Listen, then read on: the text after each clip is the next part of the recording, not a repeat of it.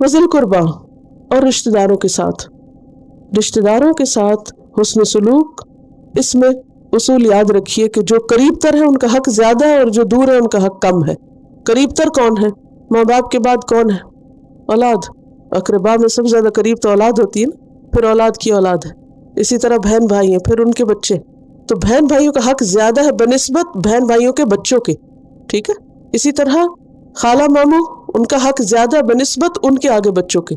इसी तरह चचा और दीगर रिश्तेदार। और जैसे मैंने पहले अर्ज किया कि रिश्तेदारी 4 नस्लों तक जाती है, यानी कम से कम 4 नस्लों तक अगर आपके रिश्तेदार जो जिंदा हैं या कहीं भी हैं, आपके जान पहचान में हैं, तो उनके साथ एहसान करते रहें। और ये खा माँ बाप की तरफ से हो या माँ की तरफ से हो या बाप की तरफ से। और फिर शादी के बाद ससुराली रिश्ते भी अकरबा में आ जाते हैं, करीब वालों में आ जाते हैं। और इनके साथ भी कौली एहसान और फेली। कौली क्या है कि बात करो तो अच्छे तरीके से करो, और जब उन्हें मदद की जरूरत हो तो उनकी मदद करो, और रिश्तों को काटो नहीं, कतई रहमी नहीं करो, क्योंकि उस पर अल्लाह ताला की नाराजगी आती है। फिर इसके बाद क्या करो? वल यतामा, यतीम। अब आप देखिए कि इंसान अल्लाह का हक समझता है अपने ऊपर कि अल्लाह ने सब कुछ हमें दिया है। माँ बाप का कि वो उन्होंने हम पे एहसान किया, रिश्तेदारों का कि वो खून का रिश्ता है, ब्लड रिलेशन है।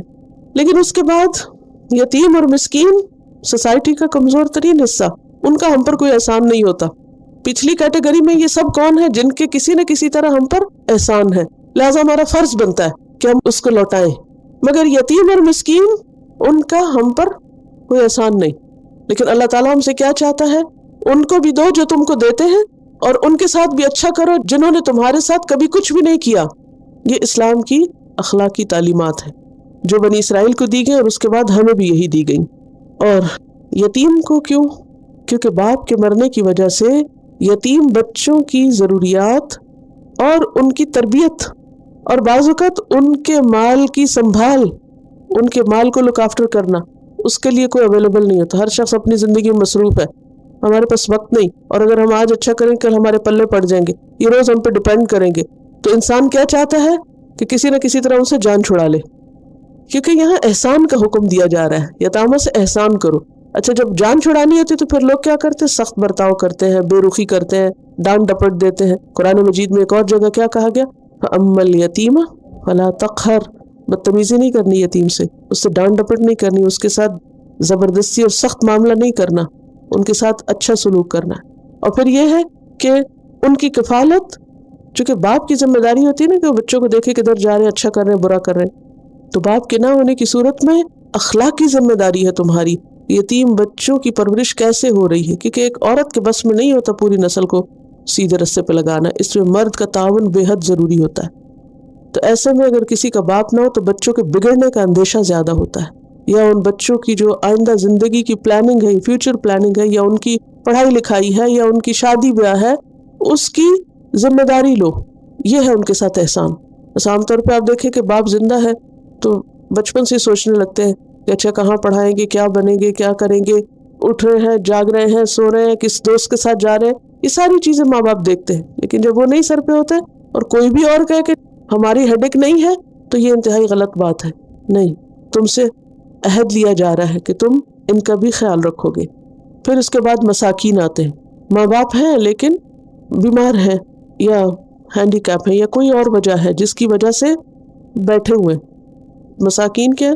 जो सुकून बस टिक गए एक जगह, उनके पास जॉब नहीं है, काम नहीं है, बीमारी है, निकल नहीं सकते, जहनी कोई बीमारी है, जिस्मानी बीमारी है, कोई डिप्रेशन है, कोई ऐसी चीज़ है कि जिसकी वजह से वो अपने आप की हेल्प नहीं कर सकते। तो तुम्हारा क्या फ़र्ज़ बनता है? उनके साथ भी एहसान करो, उनके साथ भी अच्छा सलूक करो। और चूँकि मसाकीन वगैरह जो होते हैं वो बेचारे अपने आप को नहीं संभाल सकते, किसी को क्या कहेंगे, अमूमन वो शिकवा शिकायत भी नहीं कर सकते, अपनी ज़रूरत का इजहार भी नहीं कर सकते। बाज़ ऐसे सफ़ेद पोश होते हैं कि भूखे मर जाएंगे लेकिन किसी के आगे हाथ नहीं फैलाएंगे, किसी को अपनी ज़रूरत नहीं बताएंगे। तो एक इस्लामी सोसाइटी का फ़र्ज़ बनता है कि वो खुद आंखें खोले और देखे कि कौन कहाँ ज़रूरतमंद है और वो उसका ख्याल करे। और यहाँ क्या कहा जा रहा है? एहसान करने को। सिर्फ ये नहीं कहा कि उनके हक हुकूक दे दो, का एहसान करो। और एहसान उस वक्त होता है जब आप दूसरे के रवैये से बेहतर रवैया इख्तियार करते, ये एहसान होता है। एक होता है ना, जैसा कोई तुमसे करे वैसा तुम कर दो, اور احسان کیا ہے؟ ڈگری ابو. دوسرا جو بھی کرتا ہے، سامنے والا جو بھی کرتا ہے، تم اس سے اچھا کرو، اس سے اوپر اٹھ کے کرو. ورنہ تو آپ دیکھیں آپ کو ہر ایک سے اتنی شکایتیں ہوں گی کہ آپ کسی کا کچھ بھی نہیں کر سکتے. کس کو ماں باپ سے شکایتیں نہیں ہوتی؟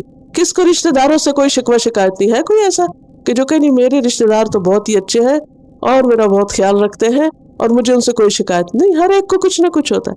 تو بھلے ماں باپ سے شکایتیں ہو، بھلے ماں باپ سختی کا برتاؤ کرتے ہو، بھلے رشتہ دار آپ کو نہ پوچھے، بھلے یتیم مسکین آپ کی عزت نہ کرے. کیونکہ بعض اوقات ایسا ہوتا ہے نا کہ سوسائٹی کے ایسے لوگ جو ہر طرف سے محروم ہوتے ہیں، پھر وہ کیا کرتے ہیں؟ ریونج لینے لگتے ہیں.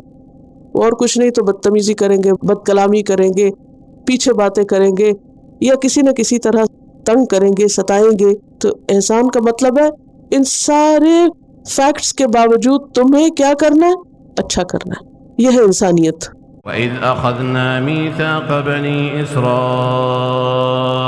لَا تَعْبُدُونَ إِلَّا اللَّهَ وَبِالْوَالِدَيْنِ إِحْسَانًا وَذِي الْقُرْبَى وَالْيَتَامَى وَالْمَسَاكِينِ وَقُولُوا لِلنَّاسِ حُسْنًا وَأَقِيمُوا الصَّلَاةَ وَآتُوا الزَّكَاةَ ثُمَّ تَوَلَّيْتُمْ إِلَّا قَلِيلًا مِّنكُمْ وَأَنْتُمْ مُعْرِضُونَ.